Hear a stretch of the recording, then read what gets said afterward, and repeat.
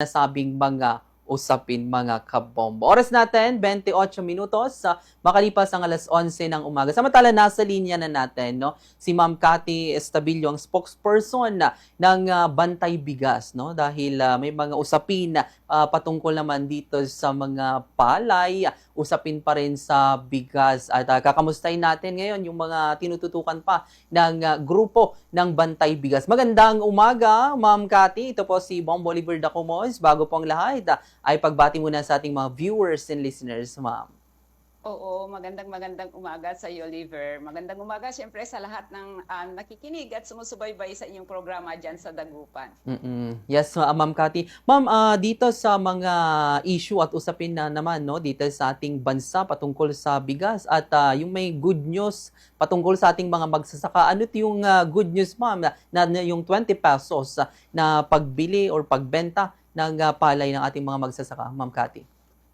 Actually, yung sa palay, nananawagan tayo at talagang nananawagan ng ating mga magsasaka na mabili ng 20 pesos per kilo yung kanilang palay. Ito yung sariwa at para matiyak na mabili ito ng NFA ay dapat maglagay siya ng mga rolling stores sa mga barabarangay para sa ganun ay diretsang makapagbenta ang ating mga magsasaka.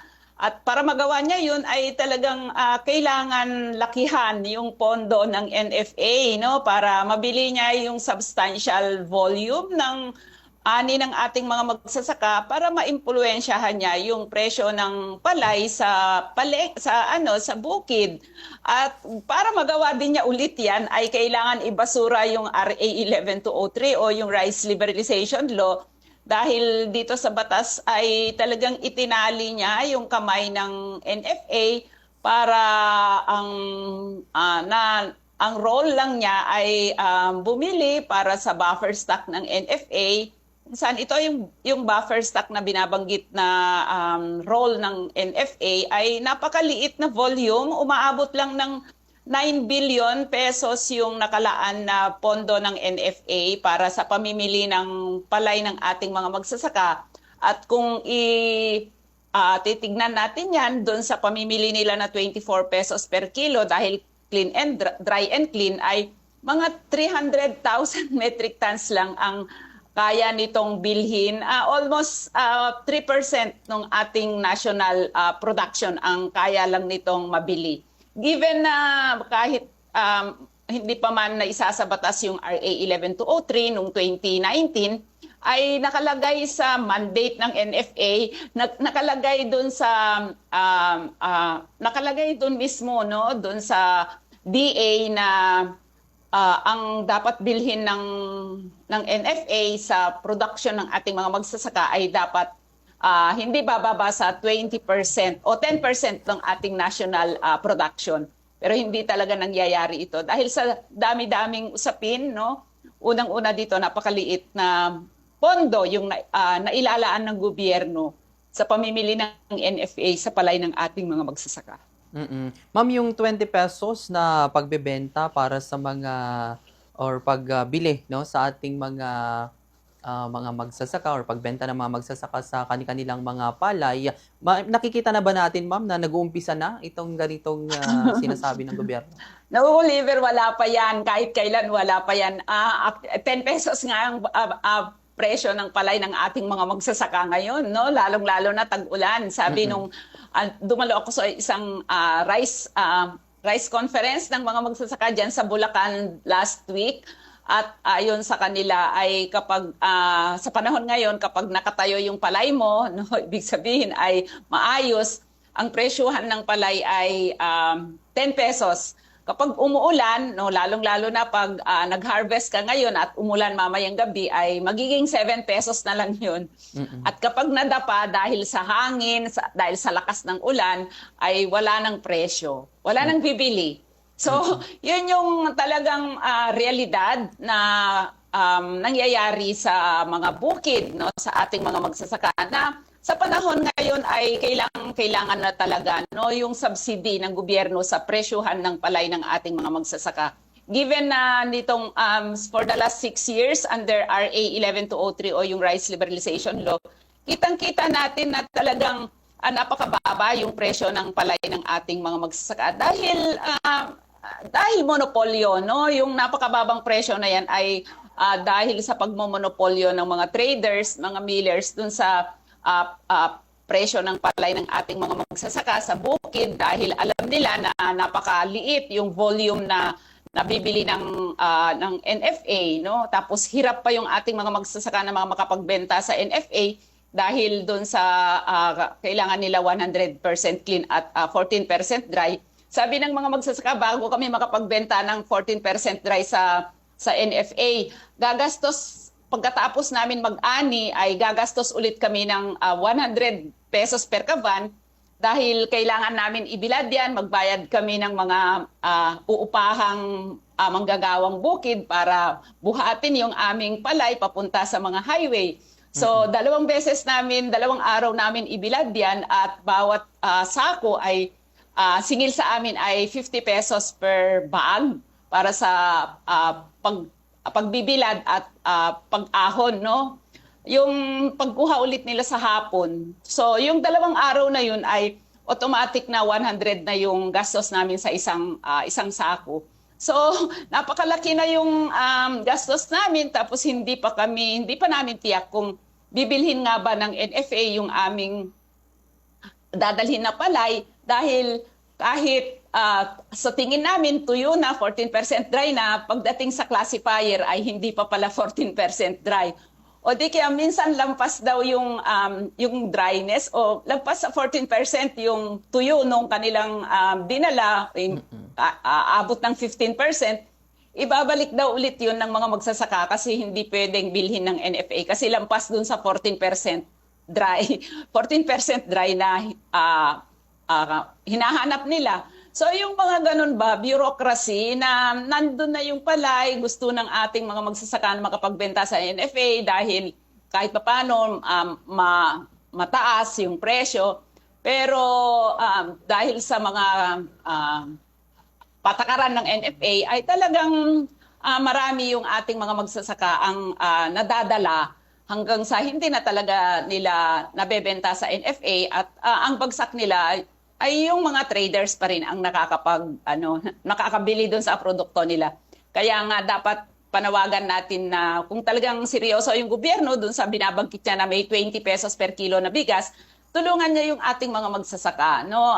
Kailangan niyang, gaya na nabanggit ko kanina, kailangan na talaga mag-subsidy sa presyo ng palay ng ating mga magsasaka. At para kung talagang seryoso siya, ay maglabas siya ng executive order, no, na dapat ang presyo ng palay ng ating mga magsasaka ay hindi bababa sa 20 pesos per kilo. Maraming mga magsasaka ang talagang disgruntled dahil dito sa napakababang presyo ng kanilang palay. At higit lalo bumaba yung presyo ng palay nila nung naglabas yung gobyerno na mayroon ng 20 pesos per kilo na bigas. At ginamit yan ng mga traders, no, para higit baratin yung presyo ng kanilang palay.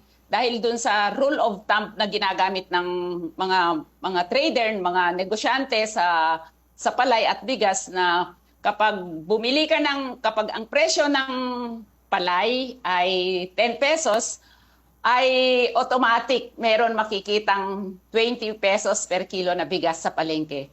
Pero dahil nga sa monopoly ng pricing ng palay at ng bigas, wala tayong nakikita kahit meron tayong nababalitaan o may mga nakakakwentuhan tayong magsasaka na nabili ng 8 pesos yung kanilang palay. Dahil nga kung sino may hawak dun sa volume, bulk ng produkto, kung saan ay ang traders, millers at saka importer yan ay automatic sila yung nagtatakda ng presyo ng bigas sa palengke.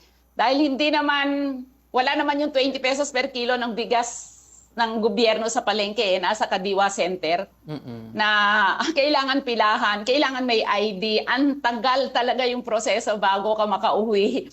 No? Abot ka ng 2 oras maghintay doon sa loob ng Kadiwa Center bago ka mabigyan doon sa pagbili ng 20 pesos per kilo na bigas. At pangalawa ay, alam naman natin na yung naseservisyohan nun ay mga vulnerable sector lang. Mm. Yes, Ma'am Cathy. Ma'am, dito sa yung mga nauna nating napag-usapan nung mga nakaraang mga buwan, lalo na itong panukalang batas na isinusulong din ng grupo ninyo, Ma'am. Kamusta na ito dahil ika-28th Congress na nabuksan na? Ano na po ang update dito, Ma'am Cathy? Oo, yung advocacy bill natin, no, yung Rice Industry Development Act na meron itong pondong 495 billion for 3 years. 3 years, yeah, 3 years. At kalakhan dito, 185 billion dito ay dapat pondo ng NFA para ma-ensure yung subsidy ng ating mga magsasaka, subsidy sa presyo ng palay ng ating mga magsasaka, at subsidy rin sa presyo ng bigas sa palengke para maging available at saka affordable. Gaya ng nabanggit po kanina, nasa 20th Congress na tayo, pero nananatili, ni-refile ulit yan ng ating mga makabayan bloc sa Kongreso sa pangunguna ng ACT Teachers Party List. Siyempre, dahil sa ang composition ng mga nasa Kongreso ay mga importer, may mga negosyo may mga negosyo, malalaking negosyo, no? Ay talagang yung ating panukala na dapat magtitiyak dun sa kasiguraduhan natin, magtitiyak dun sa available, affordable na pagkain sa palengke ay pinapatulog ng Committee on Agriculture sa kanilang desk at hindi umaabot sa committee hearing.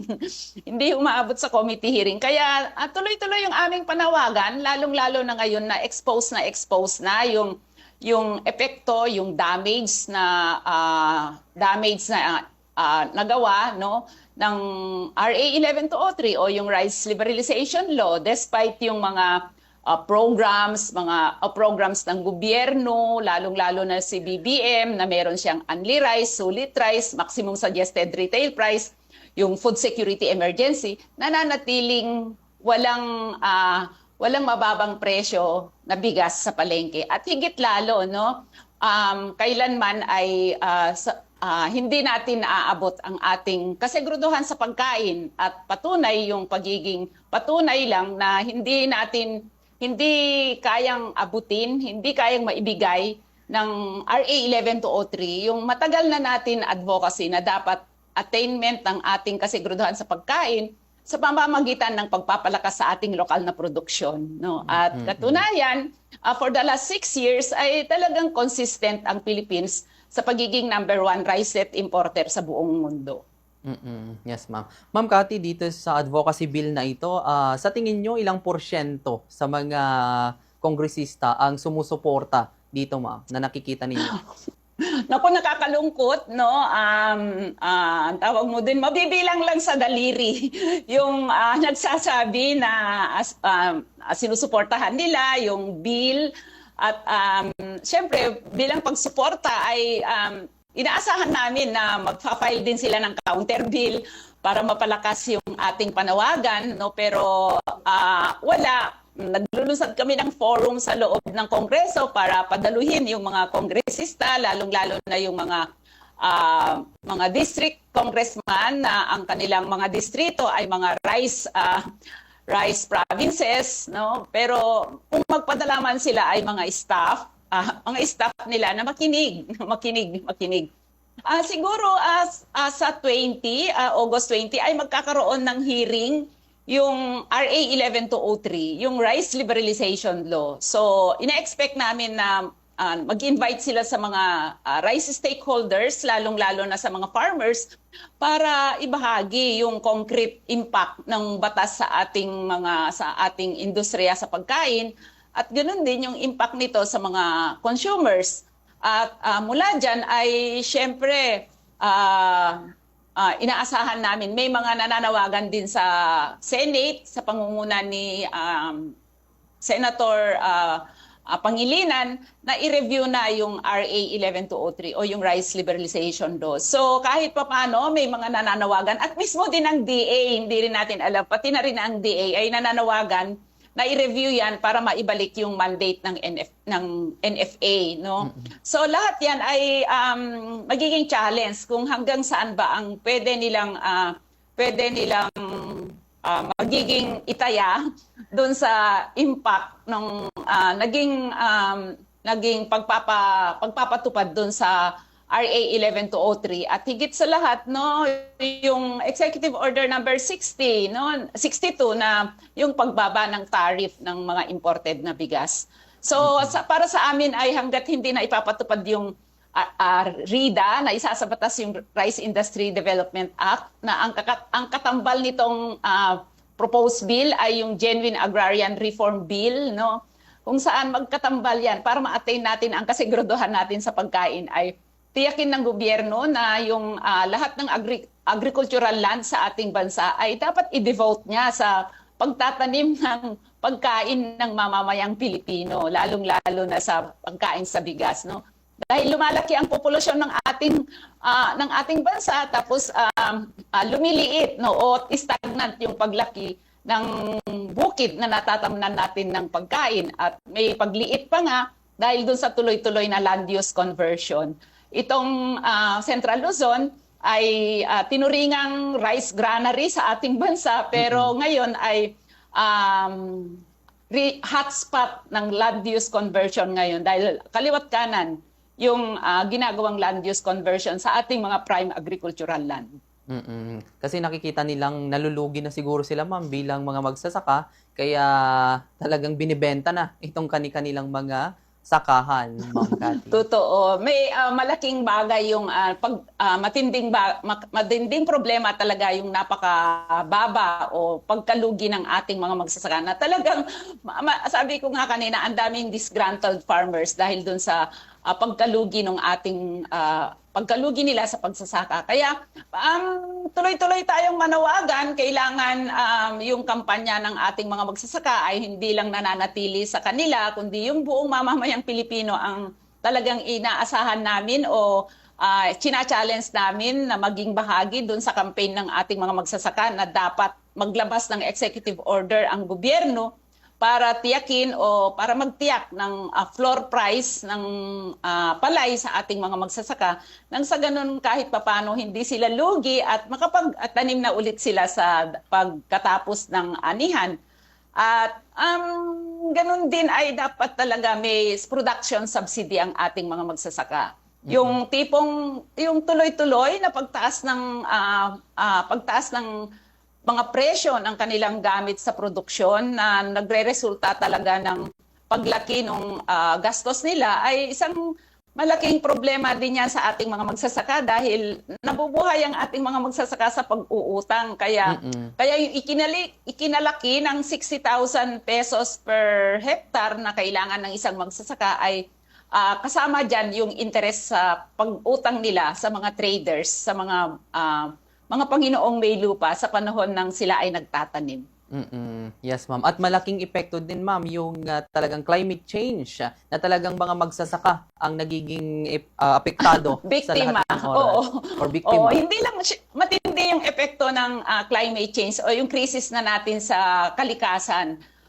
Hindi lang magsasaka, syempre pangunahin yung ating mga kababayan, mga mamamayan na nakatira sa kanayunan kung saan ang kanilang kabuhayan ay nakatali doon sa mga natural resources ng bansa katulad ng lupa, ng dagat, ng mga katutubo natin sa mga gilid ng mga bundok na dahil sa pagkasira ng kalikasan natin, pagkasira ng mga ng kalikasan ay talagang malaking epekto ito sa ating kasiguraduhan sa pagkain. Malaking epekto ito dun sa produksyon ng ating pagkain.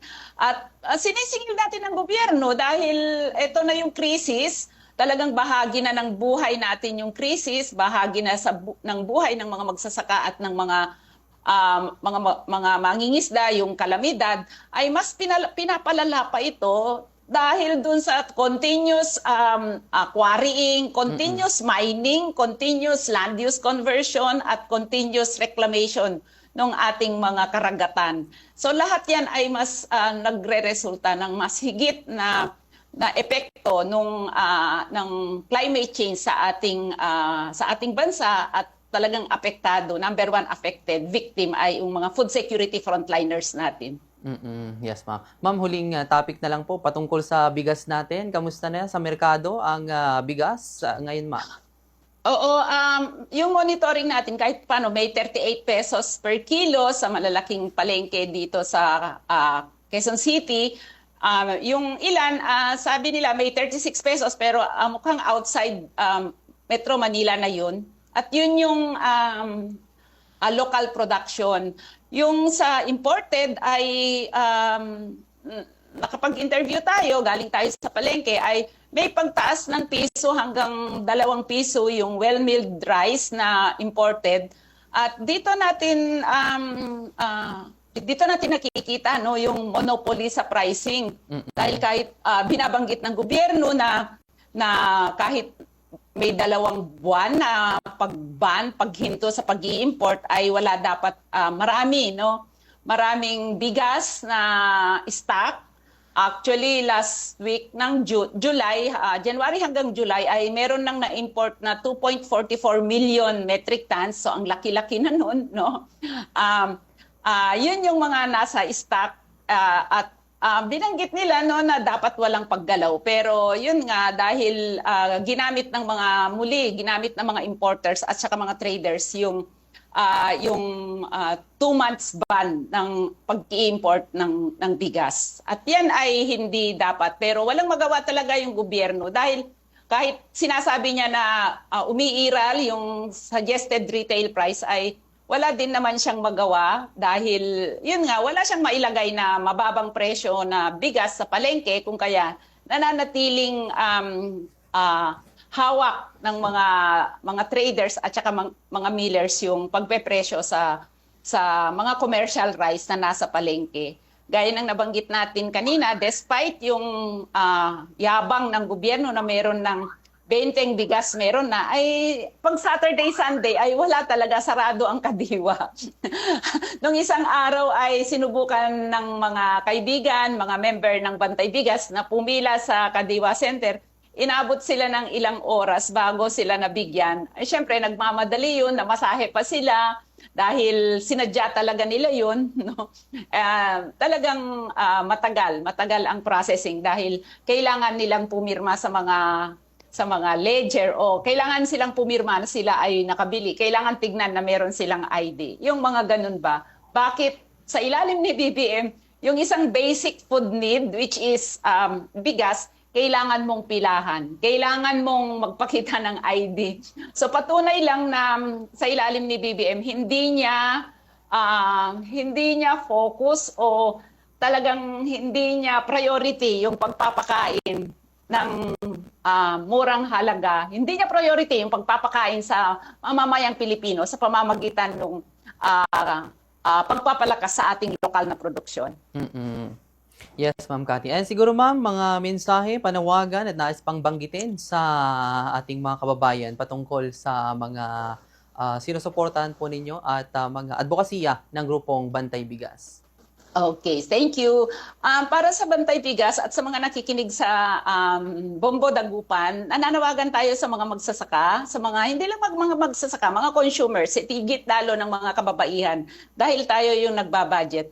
So darating na August 20, magkakaroon ng hearing dyan sa Congress hinggil sa ihihiring magkakaroon ng hearing hinggil dun sa implementation ng RA 11203 o yung Rice Liberalization Law. Alam kong napakalaki yung impact nito sa pang-araw-araw natin buhay.